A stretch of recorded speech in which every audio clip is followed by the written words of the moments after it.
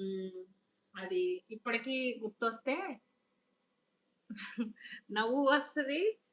భయమవుతదనమాట. షివరవుతాం అనమాట. మామూలు షివరవ్వమనమాట. ఫ్లైటు 2 ఇంజిన్‌లుంటాయి గదా! ఆ 2 ఇంజిన్‌లకి ఒక ఇంజినే పని జేస్తుంది. ఒక ఇంజిన్ అసలు పని జేయట్లేదు. ఆ ఒక్క ఇంజిన్ గూడా డౌట్‌ఫుల్‌గా ఉందంట. అయితే జయశ్రీ గారు ఫోను జేశారు. నేనిప్పుడు కొంచెం లైవ్‌లో ఉన్నాను. తర్వాత మాట్లాడతాను. ఏమనుకోవద్దు. హ్మ్.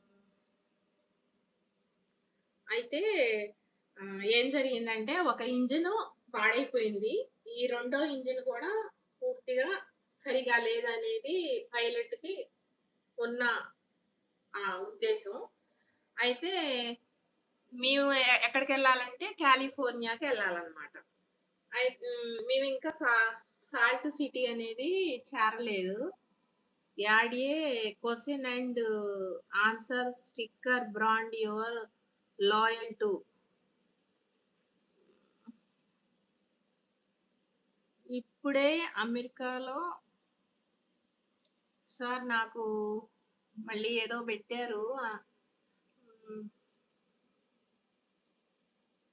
లేదండి. ఇప్పుడు నేను అమెరికాలో ఏదో రాసారు. ఇప్పుడు అమెరికాలోనైతే లేను అండి. నేను ఇండియాలోనే ఉన్నాను. హ్మ్. మిస్టర్ జయరామ్ గారు. అయితే ఆ ఫ్లైట్‌లో ఏమైందంటే మోటార్ అనేది ఖరాబయిపోయింది. పూర్తిగా ఖరాబయిపోయింది ఒకటి. ఒకటి మాత్రం ఇబ్బందిగుంది. అతను గూడా పైలట్ టెన్షన్ పడుతున్నాడు. మాకేం అర్థం గావట్లేదు. మా వారేమో బాత్రూమ్‌లో పోయి వచ్చేటప్పటికల్లా అసలు ఏంటి ఫ్లైటు ఇంకా ఇక్కడే ఉంది. ఇక్కడెక్కడే తిరుగుతుంది. ఏం అర్థం గావట్లేదు. రూట్ మారింది. మనం తీసుకుపోవాల్సిన రూటేమో కాలిఫోర్నియా రూటు. ఇదేమో ఇంకో రూట్‌కెళ్తుంది. అసలు ఏం జేయాలో అర్థం గాలేదు. అందరూ సైలెంట్ అయిపోయారండి. ఇట్లా బిగపట్టుకొని ఫ్లైట్‌లో కూర్చున్నామనమాట. ఇలా బిగపట్టుకొని కూర్చున్నాం.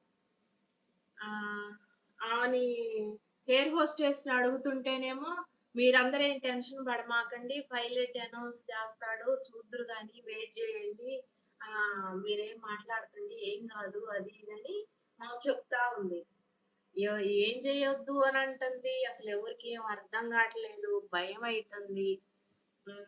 అసలు మనం కిందకు భూమి మీదకి జారతామా? లేదా? భూమి మీదకి దిగుతామా? లేదా? ఏంటి సిట్యుయేషను? ఎవరికి ఫోను జేసుకోవాలో గూడా అర్థం గావట్లేదు. భయం పుట్టి ఇలా వణికిపోతున్నామనమాట. అందరం ఫ్లైట్‌లో కూర్చున్నాం. వణికిపోతున్నాం. మేము పోవాల్సిన దారి పోలేదు. వాడు వెగాసు వెగాస్‌కెళ్ళికి మలిపిండు. వెగాస్‌కెళ్ళి తీసుకపోతాడా ఏంటా?